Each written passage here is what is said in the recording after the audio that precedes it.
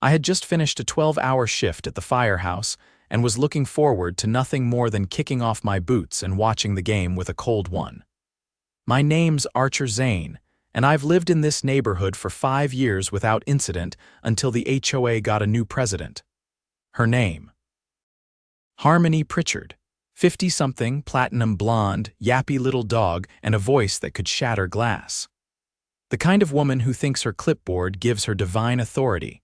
My truck, a cherry red, fully restored '87 Silverado, was parked inside my own garage, like it always is when I'm home. I had just shut the garage door behind me when I heard the unmistakable rattle of a tow truck outside. At first I thought it was for someone parked on the street. But then I heard heavy boots walking up my driveway. Curious, I opened the side door of the garage and stepped out.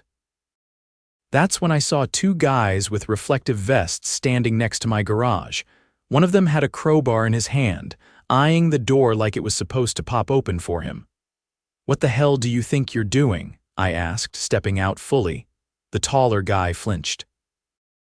"We got a work order to tow a red pickup truck. Said it was in violation of HOA rules." "In my garage?" I asked, crossing my arms. That's when she strutted up.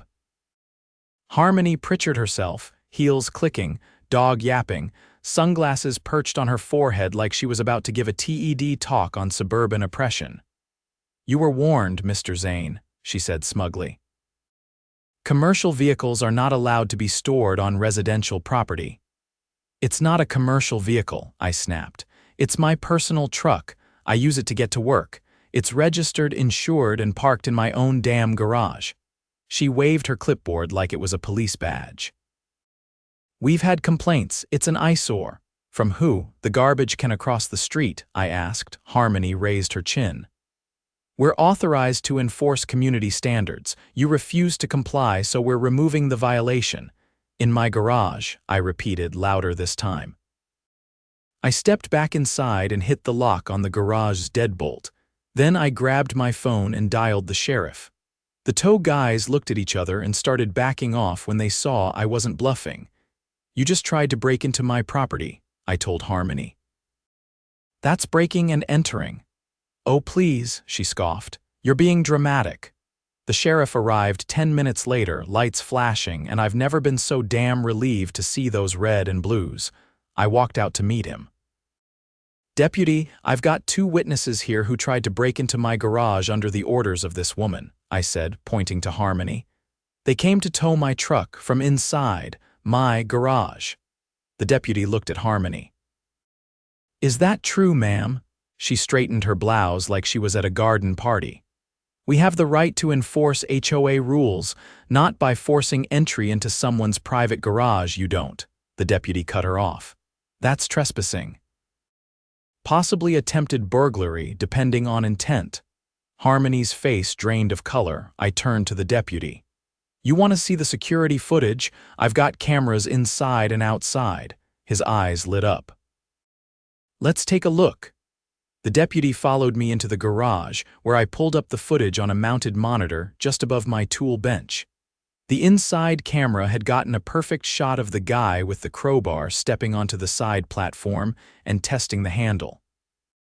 The outside camera, mounted above the eaves, had captured Harmony directing the 2 men toward the garage like she was choreographing a ballet of stupidity.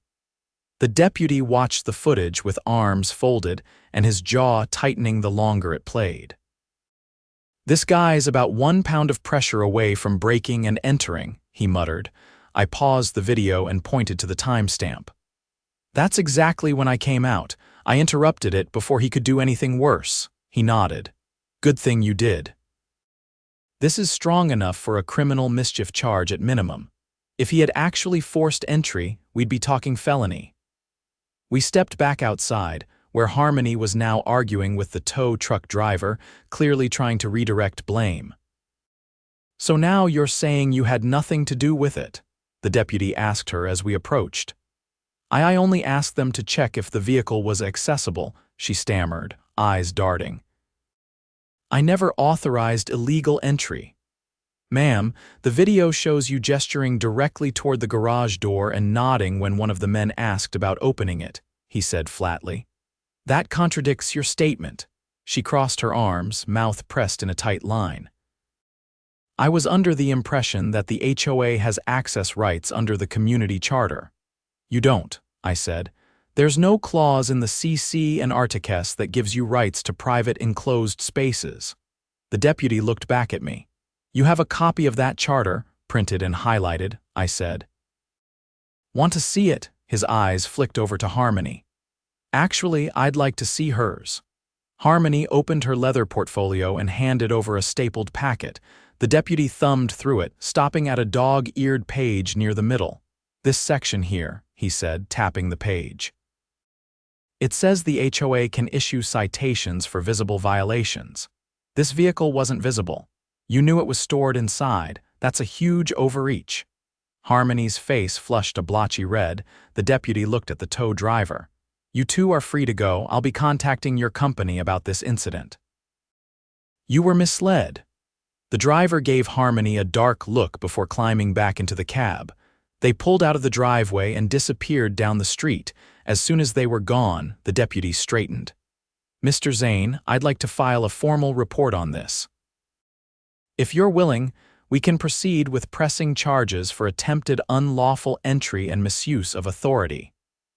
Absolutely, I said. Harmony's voice cracked. You're actually going to let this man criminalize a community volunteer over a parking issue? The deputy's tone stayed even. This wasn't a parking issue. This was an attempted breach of private property under false pretenses. That's not a gray area. Her dog barked once, as if on cue. She yanked at the leash and stormed back toward her house. The deputy turned toward me. You'll need to stop by the station tomorrow to sign the official complaint. We'll also need to preserve that footage. Already backed up to a thumb drive, I said. And I've got cloud storage, he smiled. You came prepared. I watched Harmony disappear around the corner of the sidewalk, her heels catching on the uneven pavement. You have no idea. The next morning, I took the footage and documentation to the sheriff's office. They already had a file open on Harmony. Apparently, I wasn't the first homeowner she'd pushed too far. A couple down the street had filed a noise complaint after she installed motion-triggered alarms aimed at their flower beds. Another resident said she had tried to fine them for having improperly shaped bushes. The detective handling the file, Officer Langley, asked me to leave my thumb drive so they could duplicate the footage. He confirmed they'd be forwarding the case to the county prosecutor. Depending on how it shakes out, there could be a hearing, he said. You'd be asked to testify. Happy to, I replied. 3 days later, a notice was posted on the HOA bulletin board. Harmony Pritchard was temporarily suspended from her duties pending an internal review. The rest of the board tried to keep it quiet, but word spread fast. I started getting nods from neighbors I'd barely spoken to before. A few of them even brought over beer. One evening, as I was working on the Silverado's brakes, a man named Theo from 3 houses down stopped by. He was in his 60s, wore a Vietnam vet cap and carried a manila folder. You're Archer, right? He asked. Yeah, what's up? He looked around, then handed me the folder. Used to be on the HOA board. Resigned 2 years ago after Harmony steamrolled a vote about surveillance cameras. That folder's got meeting minutes and emails she never thought anyone kept. I opened it. Inside were printed emails showing Harmony pushing through fines without full board votes, using HOA funds for decorative improvements to her own property, and even rerouting irrigation lines to favor her backyard garden. This is gold, I muttered. Theo grinned. It's more than that. It's leverage. That night, I scanned the documents and sent them to Officer Langley. I also made digital copies and stashed backups in cloud storage.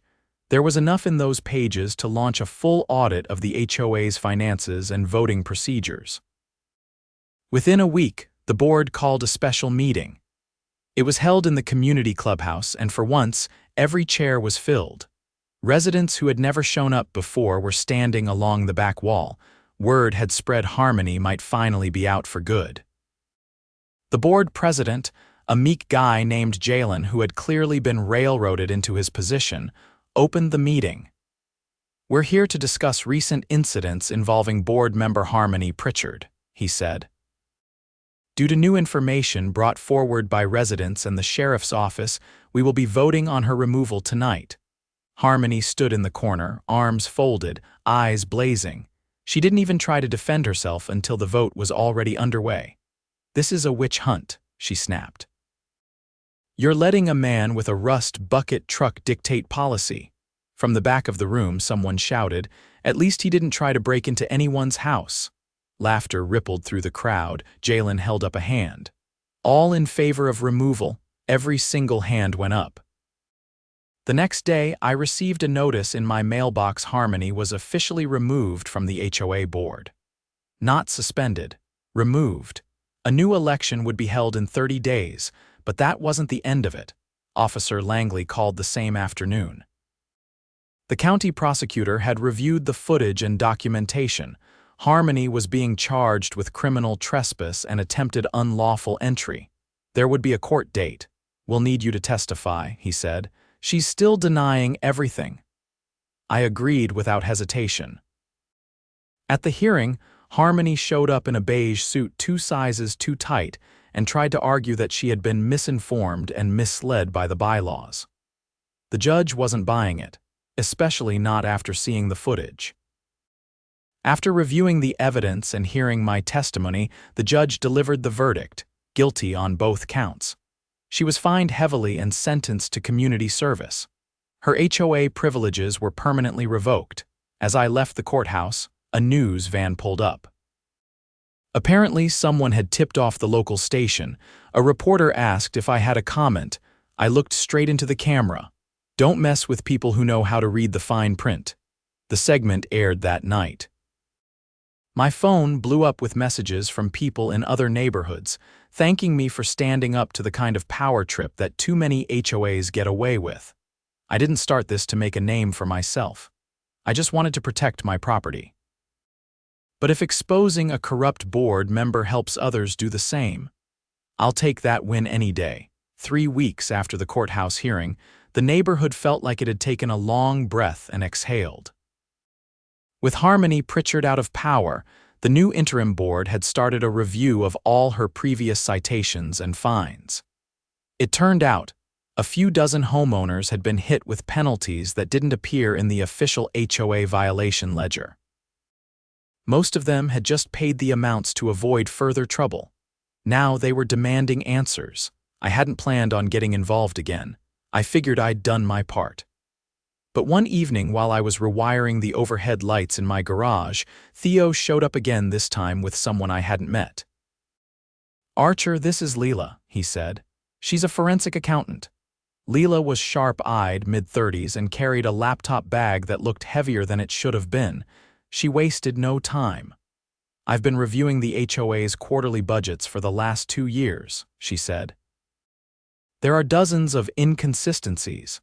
Thousands of dollars listed as general maintenance with no contractor names or invoices attached, even more listed under community beautification but no actual projects to match."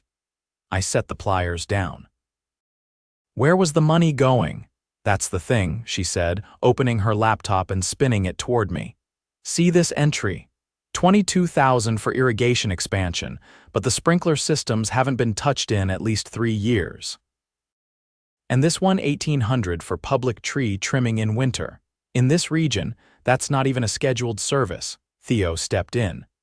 "We think Harmony was funneling funds into personal improvements, possibly even fake vendor accounts." "Who's on the account access list?" I asked. Leela pulled up another document. Harmony, of course, and 2 other board members, Marcus Blaine and Sheila Kent, both of them approved every disbursement. I leaned back against the workbench. "Let me guess." "Neither of them showed up at the last vote." "They called in family emergencies," Theo said. I nodded once, then grabbed my phone. "We need to bring this to Langley." The next afternoon, I met Officer Langley in his office at the Sheriff's Department. Leela and Theo came with me. We showed him everything: email trails, bank statements, even scanned copies of reimbursement forms with identical handwriting across multiple signatures. Langley skimmed through the files, his brow furrowing. This is starting to look like embezzlement. If she forged vendor records, submitted false reimbursements, and rubber-stamped them with complicit board members, we're looking at a full criminal fraud case. Theo folded his arms. Can the department subpoena HOA financials? Langley nodded. With this much preliminary evidence, absolutely. I'll get it through the county investigator. If this checks out, we'll be talking about felony charges. 2 days later, the county sent a full audit team to the HOA treasurer's office. Sheila Kent refused to cooperate at first, claiming she didn't have the files. But when the auditors showed her the warrant, she folded fast and gave up access to the cloud storage account. That's when it exploded. Almost $70,000 had been moved over 18 months into a private vendor account registered under a fake landscaping company, Green Ridge Solutions. The address listed was a P.O. box. The contact number was disconnected. The tax ID had never been validated, and the payments. All authorized by Harmony, with Marcus and Sheila as co-signers. The county filed charges within the week. Conspiracy to commit fraud, misappropriation of community funds, falsifying financial records, and use of a false identity for financial gain. They arrested Harmony at her house the following Monday. No warning, no knock, just 2 unmarked cars and a warrant. According to Langley, she tried to claim it was a mistake, that she'd trusted the wrong people and delegated too much. But the forensic trail was too clean, too deliberate. She'd written herself dozens of checks under the fake vendor name, even signed for deliveries of non-existent materials. I figured that would be the end of it. But then something else came up, something even worse. Theo called me 2 days after the arrest. "You need to see this," he said. Now, I met him at the community clubhouse. Leela was already there, flipping through a binder marked Security Initiative Phase 3. It was a proposal, dated 6 months back, with Harmony's signature. The document outlined a plan to install hidden audio surveillance inside select homes in the neighborhood, under the pretense of monitoring for structural issues related to soil shifting. But the equipment listed wasn't seismic, it was directional microphones and RF receivers. Leela pointed to a receipt. She ordered 3 of these devices using HOA funds. They're not even legal for private use in this state. I felt something cold settle in my chest. Did she actually install them? We're not sure, Theo said. But 2 families on this list recently had contractors do HVAC work. Both said they didn't request it. Just let the workers in because they said it was routine HOA inspection. That night, I checked my own vents. Nothing there, but I wasn't taking chances. I called Langley again. The next morning, he brought in a tech team from the state's Department of Justice. They found 1 device installed behind a vent cover in the master bedroom of a couple who had been fined repeatedly for late-night disruptions. The couple had no idea. The device had a SIM card and a battery pack, and it had been transmitting data. Real time. That changed everything. Harmony's charges now included illegal surveillance, invasion of privacy, and wiretapping. The DOJ took over the case. Her bail was revoked. Marcus and Sheila were both brought in for questioning, and it didn't take long for Marcus to flip. He confessed to installing the devices in exchange for immunity and protection. The neighborhood was stunned. What started as a petty overreach into where I parked my truck had spiraled into a full-scale scandal with state-level charges. A town hall was scheduled. The entire community showed up. This time, not a single board member stood behind the podium. Instead, a representative from the county stood up and addressed the crowd. Effective immediately, the current HOA board is dissolved. A temporary oversight committee made up of volunteer residents and an appointed legal liaison will manage operations until a new, legally compliant board is elected. There was a pause, then a small ripple of applause, then more, then the whole room. I didn't volunteer for the new board. I didn't want the job, but I did help draft a new set of bylaws with language that made it impossible for anyone to have unchecked authority again. Leela and Theo helped write the financial transparency clauses. The couple whose home had been bugged asked to create a neighborhood privacy policy, which passed unanimously.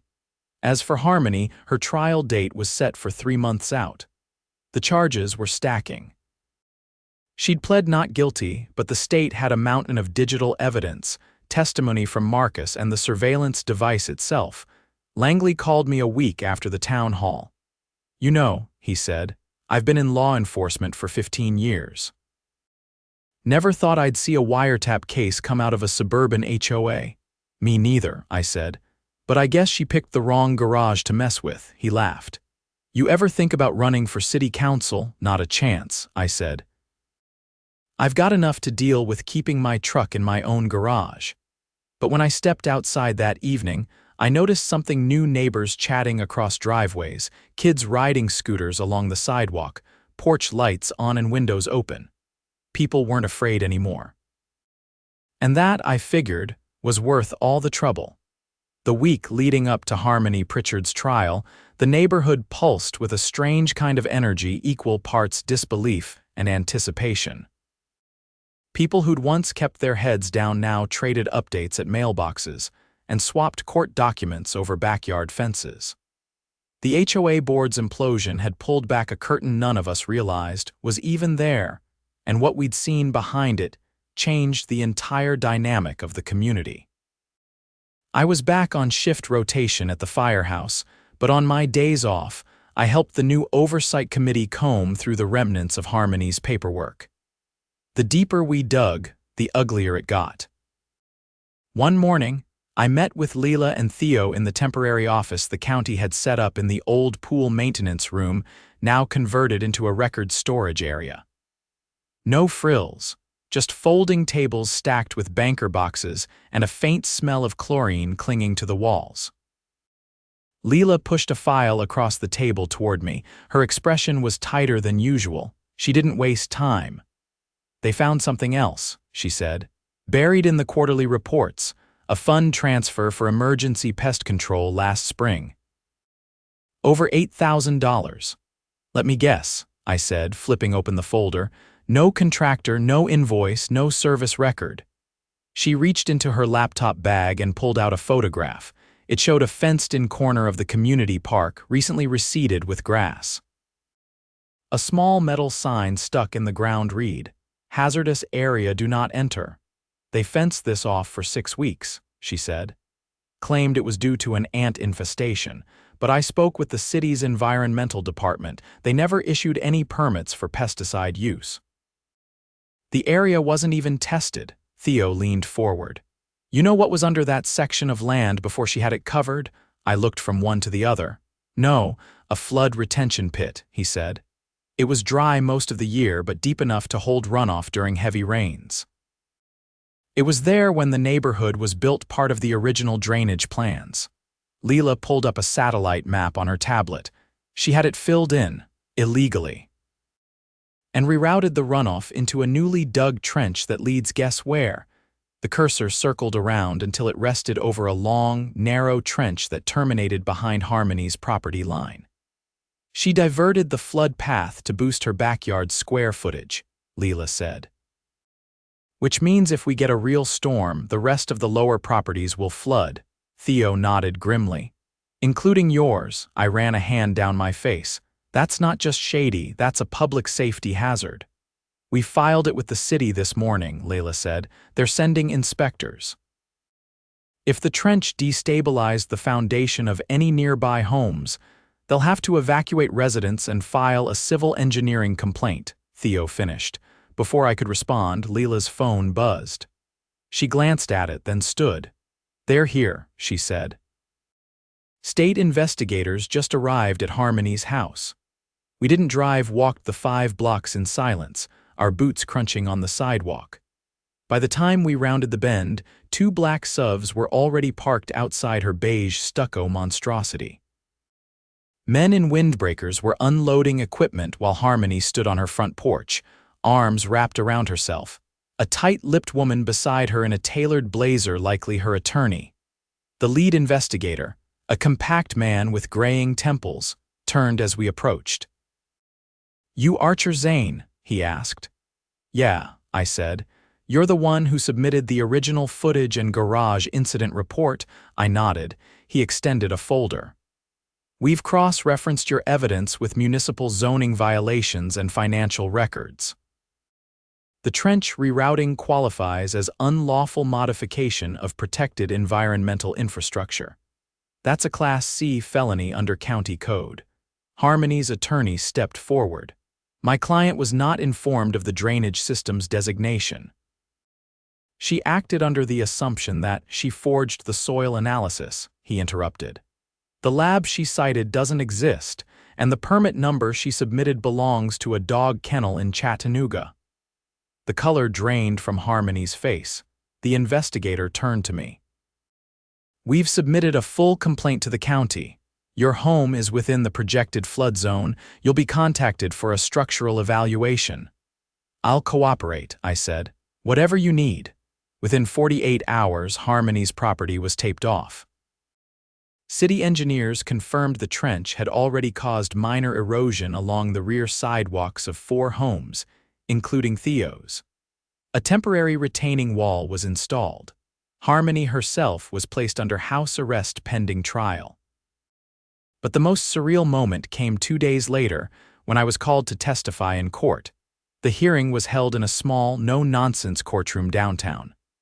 The judge, a woman with a voice like a bandsaw, made it clear early on she had no patience for theatrics. Harmony's defense tried to downplay the surveillance devices, calling them experimental monitoring tools. That line fell apart when the Dodge cybercrime unit presented a full download of the captured audio files, hundreds of hours of private conversations, all cataloged and time-stamped. When my turn came to take the stand, the prosecutor asked one question. "Why did you originally install the security cameras in your garage?" I answered plainly. "Because I didn't trust the HOA. Turned out I was right." The courtroom stayed silent. Even Harmony didn't look up. The judge recessed for an hour, then returned with a verdict. Guilty on all counts: criminal trespass, financial fraud, illegal surveillance, misuse of municipal land, and obstruction of environmental infrastructure. Harmony was sentenced to 6 years in state prison, with no possibility of parole before serving 2.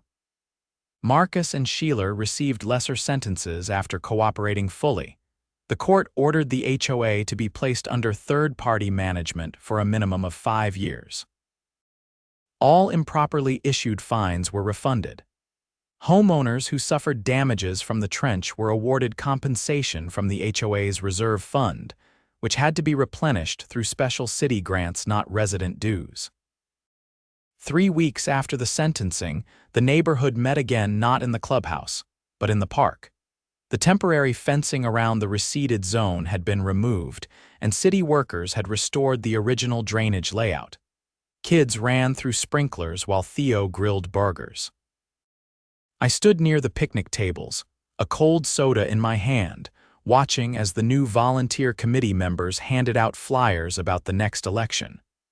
Leela had agreed to serve as treasurer reluctantly, but firmly. Theo was mentoring 2 younger residents on how to handle bylaw revisions.